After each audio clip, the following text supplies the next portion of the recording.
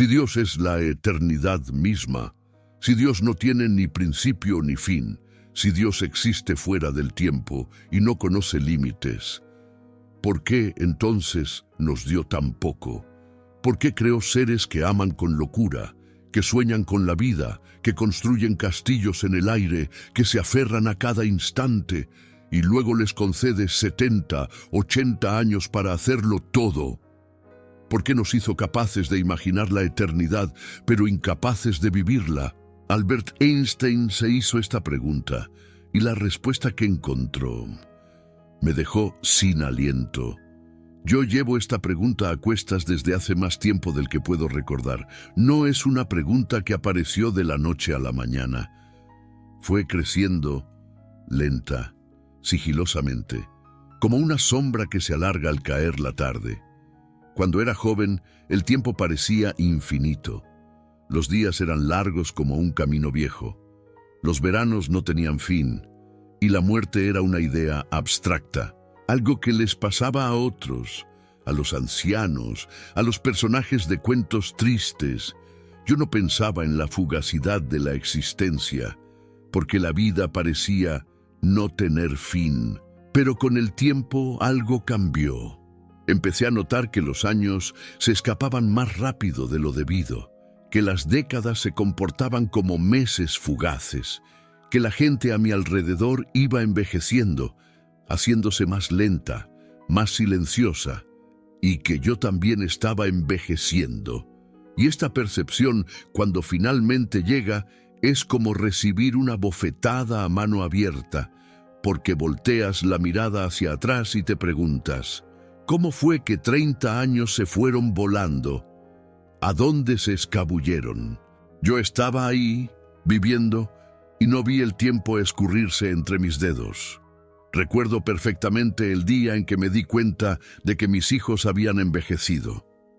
No el envejecimiento gradual que uno acompaña día tras día, sino ese momento exacto en que ves a tu hijo y te das cuenta de que ya tiene canas, que la hija que sostenías en brazos ayer ahora sostiene a sus propios hijos, que el tiempo les hizo lo mismo que está haciendo contigo.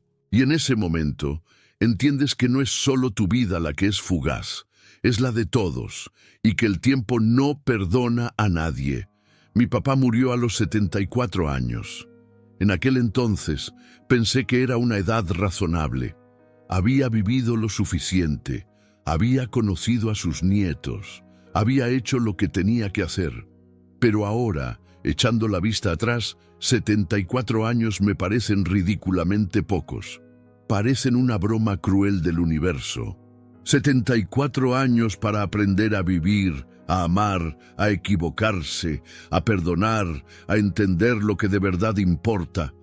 74 años para construir una vida entera y luego verla desvanecerse en una cama de hospital un sábado por la mañana. Si ya has perdido a alguien, sabes exactamente de lo que estoy hablando. Sabes que el número de años nunca parece suficiente, que siempre quieres un día más, una conversación más, una comida familiar más, y que cuando ese último día llega, te das cuenta de que ninguna cantidad de tiempo habría sido suficiente, que incluso si Dios te diera 1000 años, tú querrías 1001. Y es ahí donde la pregunta se vuelve insoportable, porque si Dios es la eternidad misma, si Él no conoce límites, si para Él el tiempo no existe, ¿por qué nos dio tan poco? ¿Por qué hizo la vida tan corta? ¿Por qué nos enseñó a amar y luego nos arrebató el objeto de nuestro amor? ¿Qué clase de creador hace eso? Me avergüenza haber pensado así. Durante años creí que esa pregunta era un pecado, que cuestionar la duración de la vida era cuestionar la sabiduría de Dios, que un buen cristiano acepta lo que recibe y da gracias, sin quejarse, sin preguntar, sin dudar. Pero la pregunta no se iba, se quedaba ahí, callada, en el fondo de todo, como una piedra en el zapato que finges que no existe, pero que cambia la forma en que caminas. Intenté encontrar respuestas en los lugares obvios, en la doctrina, en las homilías, en las conversaciones con el cura después de misa. Y las respuestas eran siempre variaciones de la misma idea. La vida es corta porque Dios nos quiere junto a Él, porque el más allá es nuestra verdadera morada, porque esta tierra es pasajera y lo que nos espera del otro lado es eterno. Y yo quería creer en eso, con toda la fuerza de mi corazón. Yo quería, pero una parte de mí, esa parte terca que no se conforma con respuestas hechas, seguía preguntando: si el más allá es tan maravilloso, ¿por qué Dios nos colocó aquí primero? Si la eternidad nos espera, ¿por qué pasar por esta experiencia tan breve y tan dolorosa?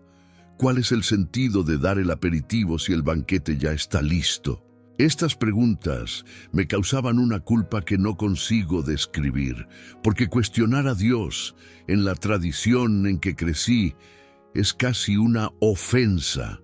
Es como decirle al anfitrión que la comida no está buena. Uno no hace eso. Uno come, agradece y se va. Pero la pregunta seguía ahí, y fue cuando encontré a Albert Einstein que algo empezó a cambiar. Einstein escribió algo que me impactó como pocas cosas en la vida. Él dijo: extraña es nuestra situación aquí en la Tierra. Cada uno de nosotros viene para una breve visita, sin saber por qué, aunque a veces pareciendo adivinar un propósito. Una breve visita. Einstein no dijo una larga estadía, no dijo una jornada épica, dijo visita, como quien entra en una casa ajena, mira a su alrededor, intenta entender dónde está, y antes de conseguirlo, ya es hora de irse. Y lo más perturbador no es que la visita sea breve, es que no sabemos por qué vinimos. Cuando leí esa frase por primera vez, me quedé mirando fijamente al papel durante mucho tiempo, porque resumía perfectamente lo que yo sentía. Esa sensación de estar de paso, de no pertenecer completamente a ningún lugar, de estar intentando entender el juego mientras el cronómetro ya está corriendo, y de saber en el fondo que no va a dar tiempo de entenderlo todo. Einstein también escribió en otra carta que somos como un niño que entra en una librería enorme, cuyas paredes están cubiertas del suelo al techo con libros en muchas lenguas diferentes. El niño sabe que alguien debe haber escrito esos libros. No sabe cómo. No entiende las lenguas en que fueron escritos, pero percibe un orden misterioso en la organización de los libros. Un orden que no consigue comprender completamente. Esa imagen me acompaña constantemente, porque es exactamente así como me siento. Entré en la librería, vi los libros, sentí que había un orden, pero no tengo tiempo suficiente para leerlos todos. No tengo tiempo suficiente para entender la organización, y voy a tener que salir antes de terminar, antes de llegar al capítulo que explica todo, antes de encontrar el libro que tiene la respuesta. Y tal vez esa sea la parte más difícil. No es morir lo que duele, es morir sin entender. Einstein también escribió en otro momento algo que parece contradecir su propia angustia. Dijo: una vida basta para mí, una vida basta. Esa frase me persiguió durante semanas.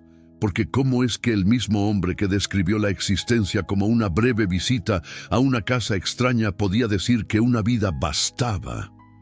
¿Cómo es que alguien que entendía mejor que cualquier otro ser humano la vastedad del universo, la enormidad del tiempo, la insignificancia cósmica de una vida humana, podía decir que aquello era suficiente? Yo no lo entendí de inmediato. De hecho, por un tiempo, pensé que Einstein estaba siendo estoico, que era la respuesta de alguien que desistió de pedir más. Aceptó lo poco porque no le quedaba de otra, pero no era eso. No era nada de eso. Albert Einstein no se estaba conformando. Estaba diciendo algo mucho más profundo. Estaba diciendo que la fugacidad no es el problema, es el diseño, que la vida no es demasiado corta. Es corta a propósito, y que esa limitación, esa finitud que nos parece tan cruel, es exactamente lo que le da sentido a todo. Sé que esto puede sonar como una idea extraña, porque toda la vida nos han enseñado que más tiempo es mejor, que vivir más es vivir mejor, que la meta es llegar a los 100 años, que la muerte es la enemiga y la longevidad es la victoria. Pero Albert Einstein veía las cosas de otra forma. Veía que la limitación no es un castigo, es un marco. Es el marco que le da forma al cuadro. Sin él, la pintura se extiende infinitamente y pierde todo el sentido. Piensa en esto conmigo. Si vivieras para siempre, ¿qué pasaría con el amor? Si tuvieras infinitos mañanas, ¿por qué dirías te amo hoy? Si la muerte no existiera, ¿por qué abrazar con fuerza? ¿Por qué llorar en una despedida? ¿Por qué valorar un atardecer si habría infinitos atardeceres? La belleza de las cosas está íntimamente ligada al hecho de que terminan. Una flor es linda porque se marchita. Una canción emociona porque tiene un final. Un momento es precioso porque pasa. Me acuerdo del día en que nació mi nieto mayor, Javier. Estaba en la sala de espera del hospital, con las manos sudando y el corazón latiendo a 1000 por hora. Y cuando la enfermera salió y dijo que todo estaba bien, que era un niño, que era saludable, lloré. Lloré de una forma que no lloraba desde que era niño. No de tristeza, de algo que no tiene nombre, de una mezcla de alegría, miedo, gratitud y una conciencia aguda, casi dolorosa, de que aquel momento iba a pasar, de que aquel bebé iba a crecer, de que yo iba a envejecer, de que un día ni él ni yo estaríamos allí. Y fue exactamente esa conciencia lo que hizo el momento tan intenso, tan vivo, tan imposible de olvidar. Si yo fuera inmortal, habría llorado. Si no hubiera límite, habría sentido esa urgencia. ¿Esa voluntad desesperada de grabar cada segundo en la memoria? Creo que no. Creo que la inmortalidad mataría exactamente aquello que hace que la vida valga la pena. Pienso en una historia que mi mamá Sofía me contaba cuando era niño. La historia de un rey que le pidió a Dios que nunca muriera, y Dios se lo concedió. El rey vivió 100 años, 200, 500, 1000, y se fue poniendo cada vez más triste, porque todos los que amaba morían, todos los que conocía desaparecían, el mundo cambiaba y él se quedaba, como una piedra en un río. El agua pasaba y él no se movía, hasta que un día el rey volvió a Dios y le pidió de vuelta la única cosa que había pedido que le quitara. Le pidió de vuelta la muerte. Yo pensaba que esa historia era una tontería cuando era niño. ¿Quién pediría morir? Pero ahora lo entiendo. Entiendo que la muerte no es lo opuesto a la vida. Es parte de ella. Es lo que le da urgencia al amor, belleza al momento, peso a cada elección. Sin la muerte, el te amo no tendría prisa. Sin el límite, el abrazo no tendría fuerza. Sin el fin, el comienzo no tendría sentido. Albert Einstein intuyó eso, y por eso dijo que una vida bastaba, no porque 70 años fueran mucho, porque eran exactamente lo necesario para sentir todo lo que necesita ser sentido, con la intensidad que solo la fugacidad permite. Albert Einstein parecía saberlo. En una carta escribió que el miedo a la muerte es el más injustificado de todos los miedos, porque no hay riesgo de accidente para alguien que ya murió.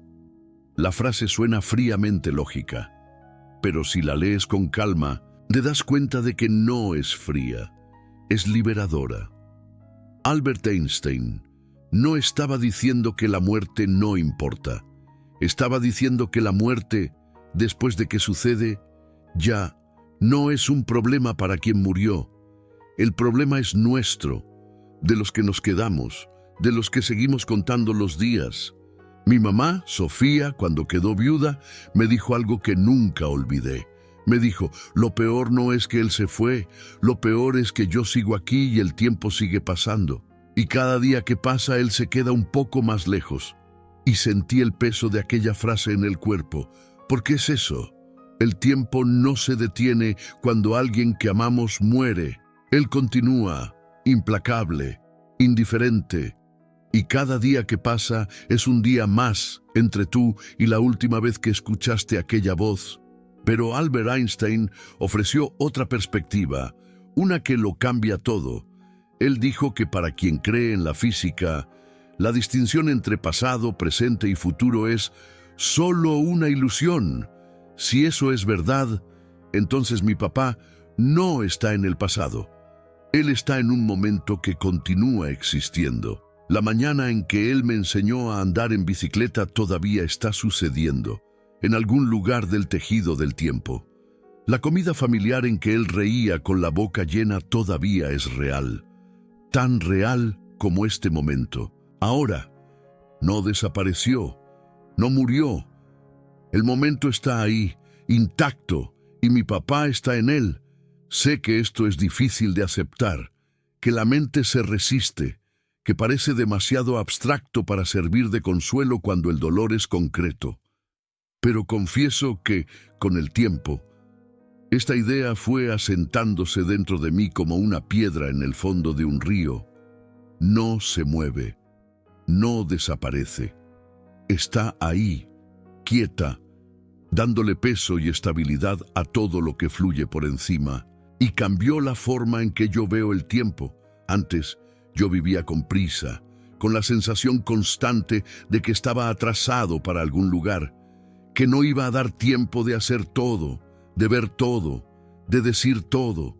Vivía como si cada día fuera una cuenta regresiva, y esa prisa me robaba exactamente aquello que yo más quería: presencia.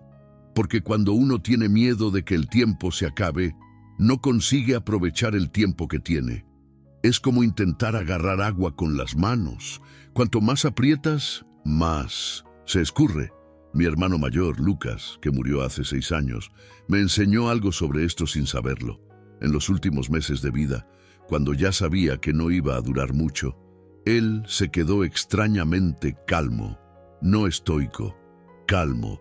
Empezó a prestar atención en cosas que nunca había notado: el ruido de los pájaros en la mañana, el olor del café, la luz del sol entrando por la ventana de su cuarto.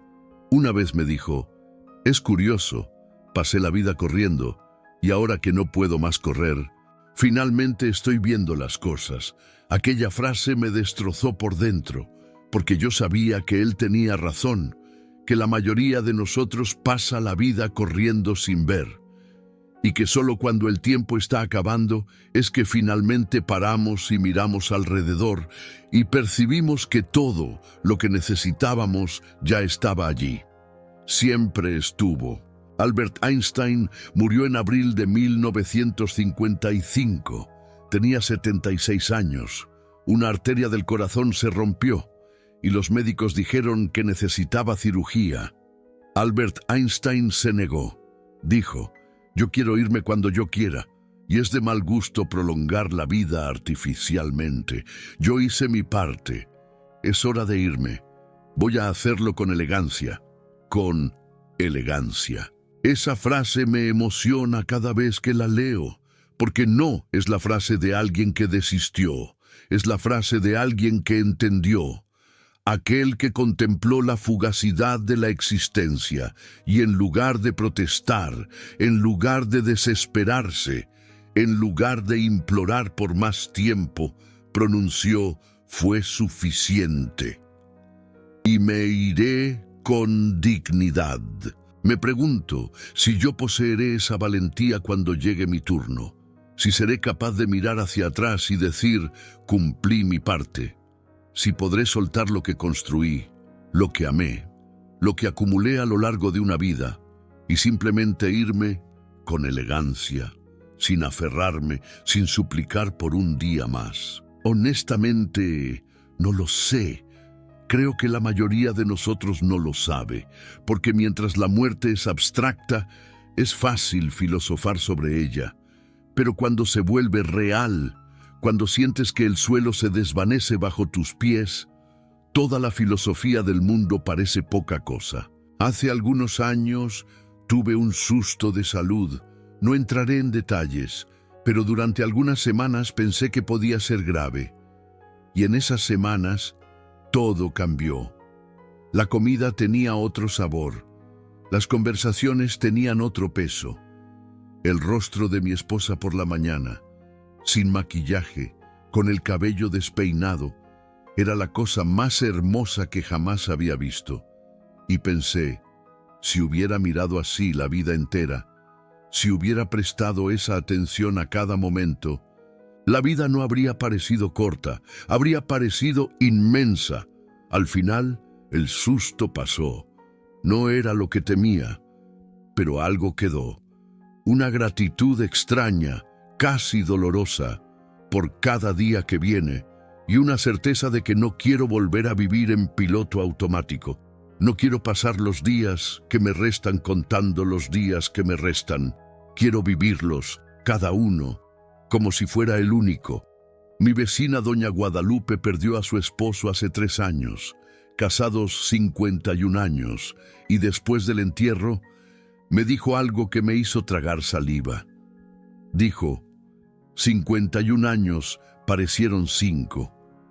Y yo pensaba que tendríamos más tiempo.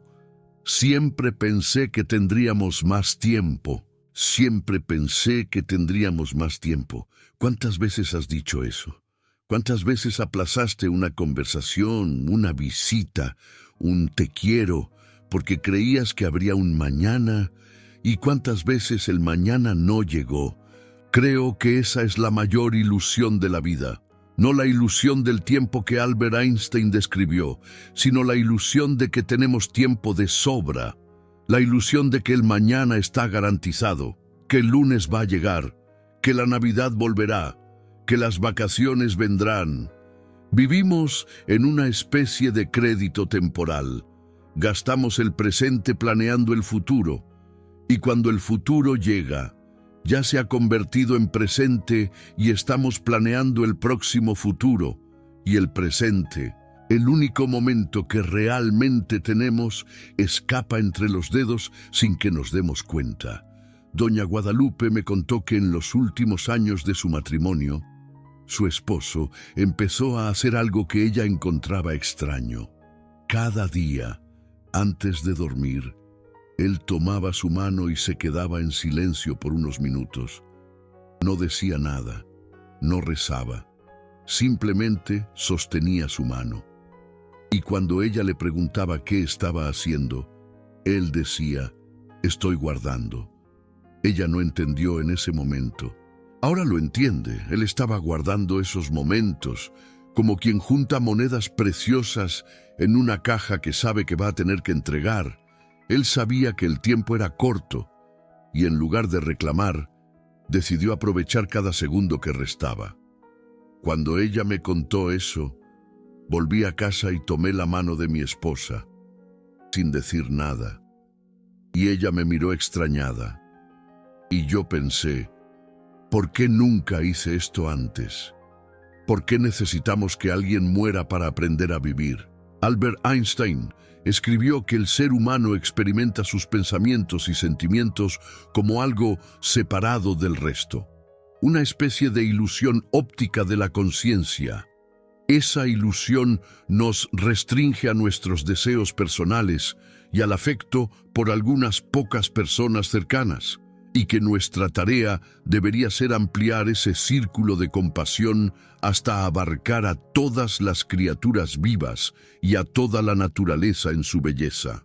Piensa en lo que está diciendo, que la vida no es corta porque Dios es cruel. La vida es corta porque nuestra perspectiva es estrecha, porque vivimos presos dentro del yo, dentro de nuestros deseos, dentro de nuestras preocupaciones minúsculas, y no percibimos que formamos parte de algo infinitamente mayor. La vida parece corta porque la vivimos mirando hacia abajo, cuando deberíamos estar mirando hacia arriba. Albert Einstein también escribió que nuestra muerte no es un fin, si podemos vivir en nuestros hijos y en la generación más joven, porque ellos somos nosotros. Nuestros cuerpos son solo hojas marchitas en el árbol de la vida. Hojas marchitas en el árbol de la vida. Cuando leí eso, pensé en mi papá, y en el papá de él, y en el papá del papá de él. Una corriente de vidas breves, cada una pasando algo a la próxima. Gestos, palabras, formas de reír, formas de sufrir. Mi nieto hace un gesto con la mano cuando está pensando que es idéntico al gesto de mi papá. Él nunca conoció a mi papá, nunca vio ese gesto, pero lo hace exactamente igual. Y cuando yo veo eso, siento que mi papá no murió de verdad, que él está ahí, en ese gesto, en esa mano pequeña que repite un movimiento que vino de muy lejos. Tal vez la eternidad que Dios nos dio no esté en la duración de la vida individual. Tal vez esté en la corriente, en el árbol, en las hojas que caen y en las hojas que nacen, cada una breve, pero el árbol continúa. Si llegaste hasta aquí, gracias, de verdad. Hablar sobre la fugacidad de la existencia es uno de los temas más difíciles que existen, porque toca el miedo más profundo que tenemos. Si algo de lo que fue dicho resonó contigo, el Super Thanks es una forma de ayudarme a continuar este trabajo, pero solo si tiene sentido. Tu presencia aquí ya es más que suficiente. ¿Sabes qué me ayudó a hacer las paces con la fugacidad? No fue una teoría, no fue una ecuación, fue observar las cosas pequeñas. Mi esposa riega las plantas todos los días por la mañana, sin falta, es un ritual. Ella se levanta, hace el café y va al patio con la regadera. Y yo, durante años, pensaba que era una cosa automática, un hábito sin importancia. Pero un día la observé de lejos y vi que no era automático. Ella conversaba con las plantas, pasaba la mano en las hojas, sonreía cuando veía una flor nueva y estaba completamente presente, completamente ahí, sin pensar en el pasado, sin preocuparse por el futuro, solo ahí, en ese momento, con el agua y las flores y el sol de la mañana. Y pensé, eso es lo que Albert Einstein llamaba sentimiento religioso cósmico, esa presencia total ante el misterio de la existencia, ese asombro silencioso de que las cosas existen, de que el agua cae, la flor abre, el sol nace. No porque alguien pidió, porque es la orden del universo, y estar presente para ver eso, incluso por 70 u 80 años, no es poco, es un privilegio. Albert Einstein dijo una vez que existen dos formas de vivir. Una es como si nada fuera un milagro. La otra es como si todo fuera un milagro. Y creo que la diferencia entre sentir que la vida es demasiado corta y sentir que es suficiente está exactamente ahí, en la forma en que tú miras. Yo pasé la primera mitad de mi vida viviendo como si nada fuera un milagro. El sol nacía y yo ni lo notaba. El café estaba caliente y yo bebía sin pensar. Mis hijos crecían y yo estaba demasiado ocupado para ver. Siempre estuve corriendo detrás de algo que se mantenía un paso adelante. Dinero, seguridad, éxito, reconocimiento. Y cuando finalmente me detuve a mirar a mi alrededor, me di cuenta de que había perdido exactamente lo que perseguía. Había perdido el tiempo, no porque el tiempo fuera escaso, sino porque no estaba presente cuando pasaba. La segunda mitad ha sido diferente, no porque haya resuelto los problemas, sino porque cambié la forma de mirar. Comencé a tratar cada día como lo que realmente es, un evento improbable, porque ya te detuviste a pensar en las probabilidades de que existas, de todos los seres humanos posibles que podrían haber nacido. Tú naciste, de todas las combinaciones genéticas posibles. La tuya sucedió. Eres el resultado de una cadena de coincidencias tan improbable que las matemáticas apenas pueden calcular. Y aún así, estás aquí. leyendo esto, respirando, sintiendo, pensando. Esto no es poco. Esto es extraordinario. Si miras el reloj y cuentas los minutos que faltan, la vida es una tortura. Pero si miras lo que está frente a ti y realmente lo ves, la vida es asombrosa. Cada momento es un universo entero. Cada respiración es un acto de existencia que desafía todas las probabilidades. Tú existes, ahora, aquí, consciente, capaz de amar, de sufrir, de preguntar, de asombrarte. Y eso, según Albert Einstein, es lo más cerca que llegamos al milagro. San Agustín escribió hace más de 1600 años algo que resuena con todo esto. Dijo, ¿qué es, después de todo, el tiempo? Si nadie me pregunta, lo sé.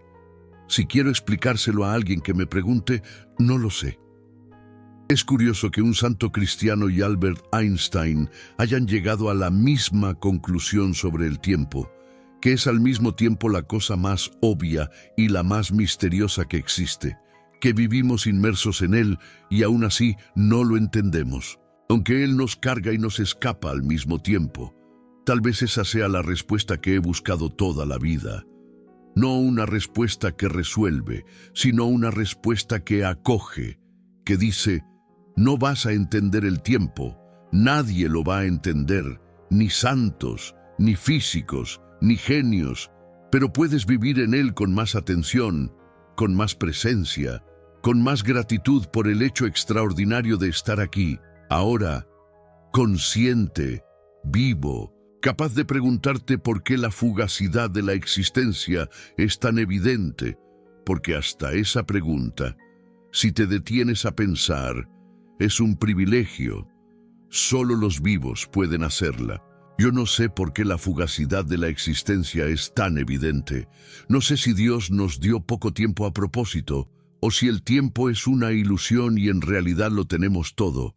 No sé si mi papá aún existe en aquel domingo de resurrección de sol en que me enseñó a andar en bicicleta, o si eso es apenas un recuerdo disolviéndose en mi cerebro envejecido. Pero sé lo que Albert Einstein sabía, que la vida es breve, que la visita es corta, que no sabemos por qué vinimos, pero que a veces parecemos adivinar un propósito, y que ese propósito tal vez no esté en la longitud de la vida, sino en la profundidad con que la vivimos, no en cuántos años tuvimos, sino en cuántos momentos realmente estuvimos presentes. Mi papá vivió 74 años, parece poco, pero cada uno de aquellos años tuvo momentos en que él estaba completamente allí, en el patio, reparando la cerca, en la cocina, haciendo café demasiado temprano porque no conseguía dormir, en el balcón, mirando al cielo sin decir nada. Y en esos momentos, él era infinito, tan infinito como el Dios que supuestamente le dio poco tiempo. Porque tal vez la eternidad no esté en la duración, tal vez esté en la presencia, tal vez un momento vivido con plenitud contenga más eternidad que 1000 años vividos en piloto automático. Tal vez Dios no nos haya dado poco tiempo, tal vez nos haya dado tiempo suficiente para descubrir que el tiempo no es lo que importa. Albert Einstein encontró esa paz, no porque vivió mucho, sino porque vivió profundo, porque miró el universo con los ojos de un niño en una librería enorme y sintió asombro en vez de miedo, porque dijo, en el lecho de muerte, con una arteria rota y la vida escapándose, hice mi parte, es hora de irme. Y si un día yo consigo decir eso, con la misma calma, con la misma certeza, con la misma elegancia, entonces la vida, por más breve que haya sido, habrá sido suficiente. ¿Tú también sientes que el tiempo está pasando rápido demasiado, que los años se están acelerando y no sabes cómo frenar? Cuéntame en los comentarios, porque yo siento eso todos los días y creo que hablar sobre eso, en vez de fingir que no lo percibimos, Es el primer paso para vivir el tiempo que tenemos de una forma que valga la pena. Si tienes una forma propia de lidiar con eso, quiero oír, porque aprendemos más oyendo que sabiendo,